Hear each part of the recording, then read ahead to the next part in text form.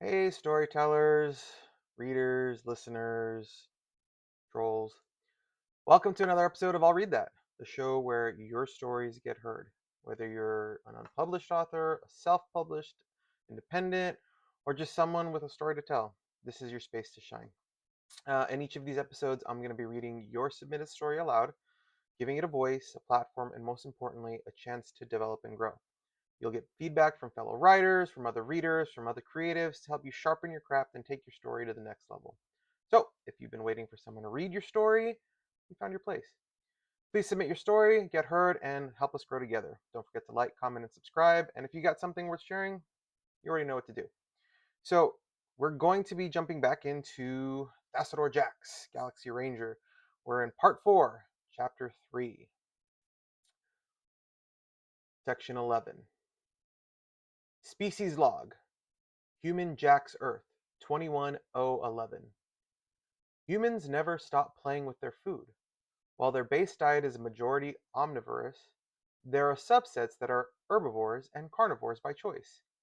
They combine those foods into an uncountable number of variations. Humans have variations even for individual recipes. They roast a fowl, they add spices, they add sauce, they top with garnish, they accompany it with smaller portions of tubers or foliage. The next time they make it, they bake the fowl, add different spices, and accompany it with a broth or a floor of processed grains. The meat can come from any number of beasts, even creatures that are poisonous to the humans. They often find a way to cook it that denatures the poison. If something doesn't naturally taste good, they acquire a taste for it. Anyway, if food spoils, they create a new food from the spoiled food, successfully. They season their meat and plants with rocks and natural elements. Humans seem determined to discover a way to eat every single part of their planet. Perhaps, earlier in their development, food was so scarce that they were forced to eat anything they could find to stay alive, and developed a natural drive to turn everything into food. So, if visiting Earth, it is highly recommended that you cautiously try their many varieties of eating establishments. They are quite good. Section 12. Thassodar arrived at the restaurant only a few minutes before noon. Instead of taking another shower, he'd elected for long sleeves and a quick brown coat to his hands, face, and neck. It wasn't as comfortable as a full skin dye, but it was faster. He had remembered his lunch with Lomax sooner. He wouldn't have removed his disguise yet. Sorry. If he had remembered his lunch with Lomax sooner, he wouldn't have removed his disguise yet. Greetings, old friend. Lomax smiled broadly while wearing the brightly colored plastic sunglasses. They did at least do a good job of They did at least do a good job of obscuring the distinctive sparkling purple eyes of his species. What are we eating today? Hello, Lomax. Thassodar put a hand on his friend's shoulder. Have you ever had Mediterranean food? No, I haven't. Lomax looked very excited. What is it?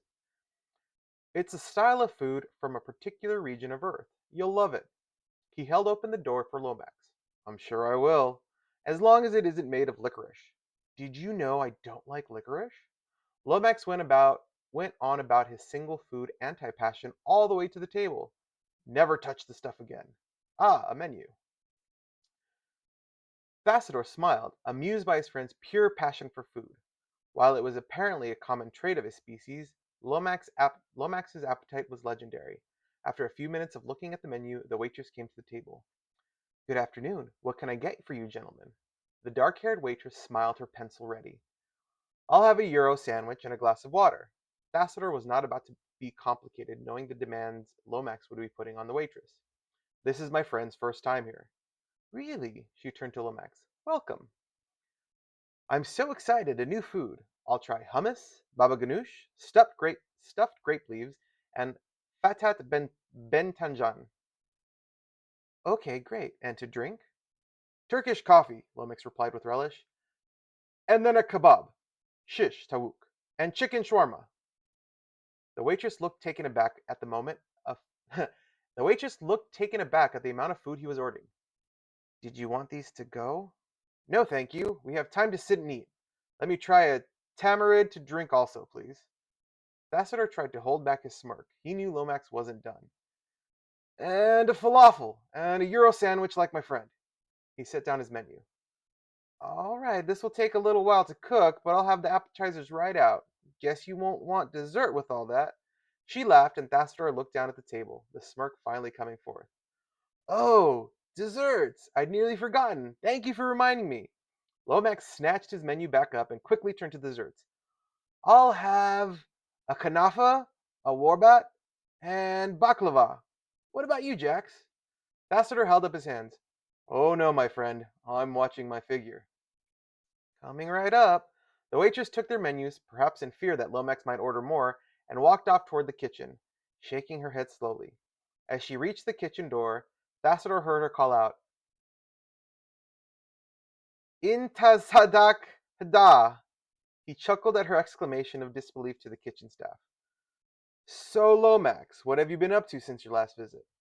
Oh, you know me, roaming around, looking for good business opportunities, trying new cuisines, having fun. Just last week, I had some salted quabark from Relpec. It's a planet about 4 times the size of this one, a little over 500 light years from here. Oh, how was it? Salty, he laughed out loud. I ordered another box of it. I'll let you try some when I get it. I'll be lucky if the box still smells like quabark by the time you get through with it. Is that really the most interesting thing you've had happen since you were here last?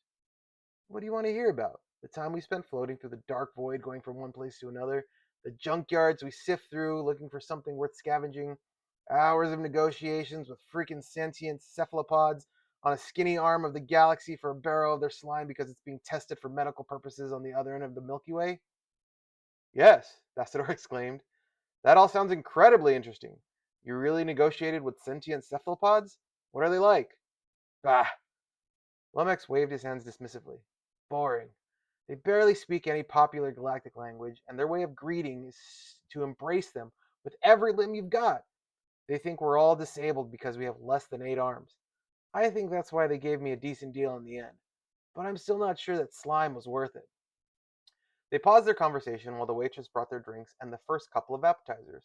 The conversation lulled as Lomax dug into his food.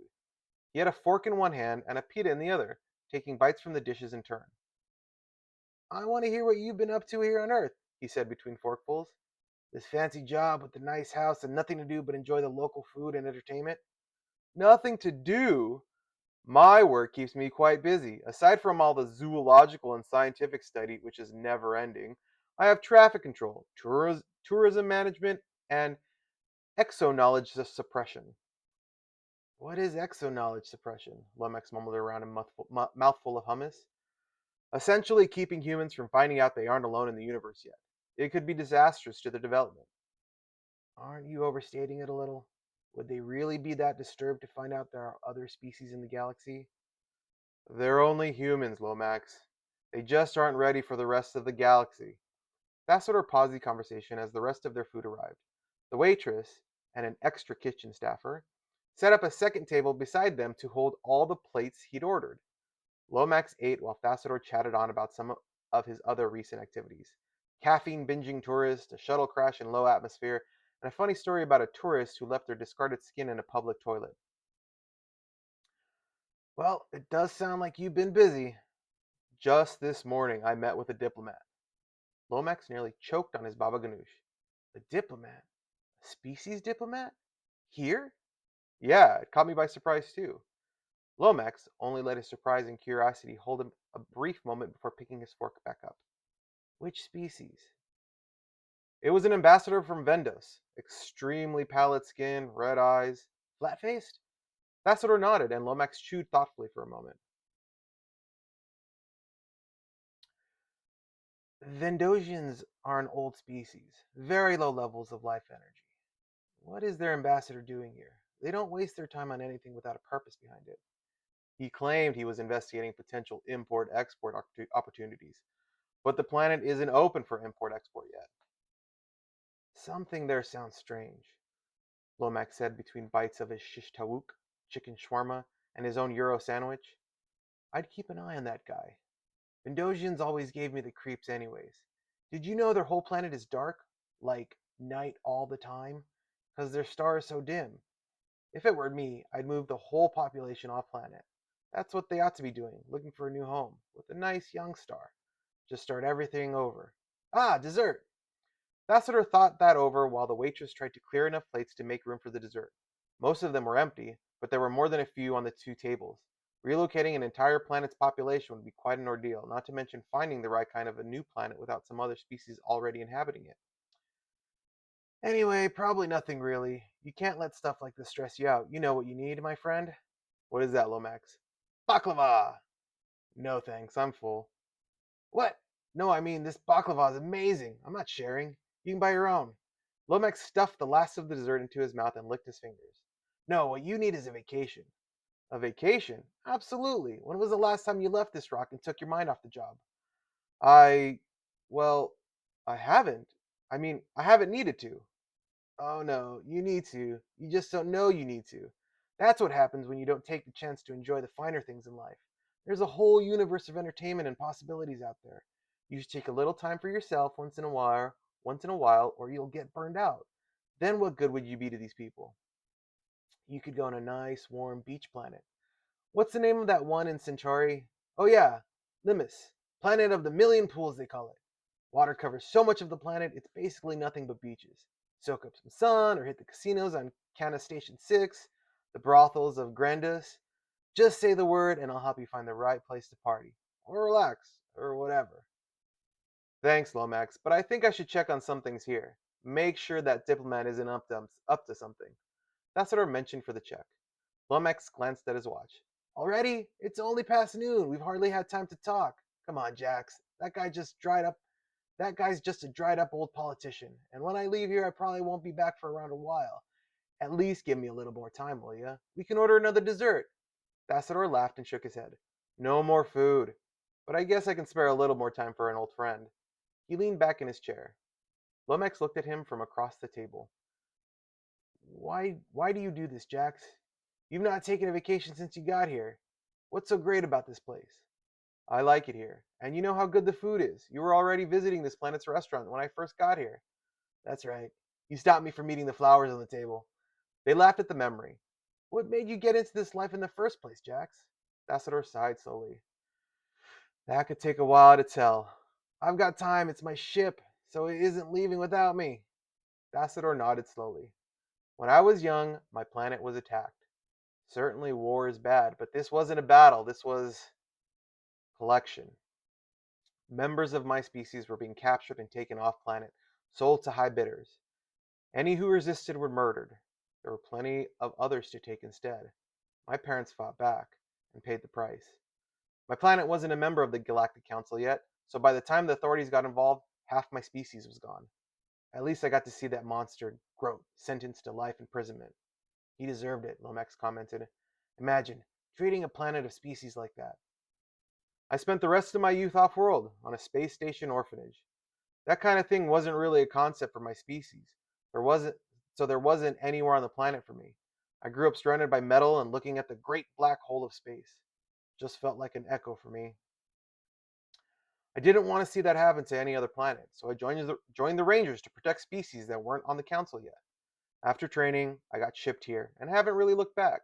This little blue-green world needs me. Lomax gently clapped his hands together repeatedly. Lomax gently clapped his hands together repeatedly. Lovely speech, but come on, you said it yourself. They're only humans. What harm will it do to get a break? And it sounds like you really do need one. Unless you're into primitive camping, this place is not a vacation destination. Though I do admit the food here is good. You like the food everywhere. True, Lomax glanced at his watch again. But hey, at least think about it, will you? There's lots of fun places in the galaxy you haven't seen yet. Thassodar nodded his head non-committally while paying the check. The waitresses were still trying to clear all the empty plates off the table as they walked slowly toward the door. Section 13. When Thassodar returned to his car, a signal icon blinked at him from his dashboard. He had a message. It wasn't a personal call, just a notice, but the subject caught his attention immediately. 4 prisoners have escaped Grathua prison. Jacquard Dorsch, Brullier Schold, Hernando's Grote, and Hermes Olympus are no longer in custody. Prison officials believe them to be hiding amongst the prison planet's moons and not a threat to the rest of the galaxy. You have been notified of this breach merely as a formality due to your proximity to the prison. Rest assured, Grathua prison guards, Grathua prison guard has the situation under control, and you are not in danger. Thassodar stared at the message, clenching his jaws together. Groat had escaped prison. He hadn't known that the butcher and trapper of his world was imprisoned in the same solar system he was stationed. He grabbed a remover cloth from the glove box of the vehicle and began wiping his face clear of the brown paint. As soon as he was his proper blue again, he pulled into the highway and began trying to place the call to Grathua prison. He needed information. Grathua prison, all of our guards are currently busy handling prisoners. Please repeat your attempt at a later time when someone may be free to answer your call. You may also leave a message, and when there is an opportunity, we may respond to you. That figures. Thassodar placed the call again. His eyes were on the road, but his emotions were deep in the past. The same message replayed from the Grathua prison. Guess I'll have to do my own research. As soon as Thassodar got into the building, he picked up the laptop and began calling up the records of the escaped prisoners, flinging each one into the air of his living quarters as he found it. Jakar Dorsch calls himself an exotic importer-exporter. He is currently serving a sentence for illegal interplanetary importing-exporting. Dorsch carried several life-threatening diseases on an unprotected planet on imported goods that were not authorized. He is also responsible for supplying many black market zoos with sentient specimens and for exporting rare species off their home planets, causing disruption in the food chain and an imbalance in the planet's natural order. Bruler Schold is the author of 2.6 Billion Ways to Kill a Lithonian, a book now considered obsolete, since there were only 2.6 billion Lithonians when Schold wrote his book. His systematic lethal research on the Lithonian race and his book, which documented every individual distinct method, were the subject of highly publicized trial at which he was condemned to life sentence at Grathua prison in the Sol system. Despite the extinction of the Lithonians, his book continues to maintain sales among his cult followers. Hermes Olympus is a member of the Diehos race and was one of the 12 banished Olympians who attempted to engineer the culture of a subspace species by posing as a deific being of great power, exposing the undeveloped species to advanced technology, and disrupting the natural course of events for the species. Hermes was the youngest of the 12 and is now the last known surviving member of the Olympians. He is still serving his life sentence in Grathua prison. Hernandez Grote ran assorted interplanetary slave trading rings around the known universe. He captured, enslaved, and sold or auctioned off sentient beings as house slaves, pleasure slaves, accountants, and even slave warriors for battle arenas. Grote is currently serving his sentence at Grathua prison. Thassodar leaned back on the couch and stared at the floating reports. His breathing was shallow and controlled, his mouth a tight line, his orange eyes narrowed. If Grote steps foot on Earth, I'll kill him. And that's it for that section. I am invested now. I really like how this is going, so I just can't wait to hear what's next. Please, I apologize if I trip over my words. Not the writer's fault, my fault completely. So don't blame them. And remember, guys, if you've got a story just waiting to be read, I'd like to read it. Send me your unpublished, self-published works to the email address in the description below, and you might be featured in an upcoming episode of I'll Read That. Help me build this community where writers support writers, where readers get new, stories to read, and every story has a shot to be heard. So don't forget, it doesn't cost you anything. Like, subscribe, drop your comments, suggestions, and everything below, because your feedback really could help that next generation of writers develop and grow. So just remember, keep writing, and I'll read that.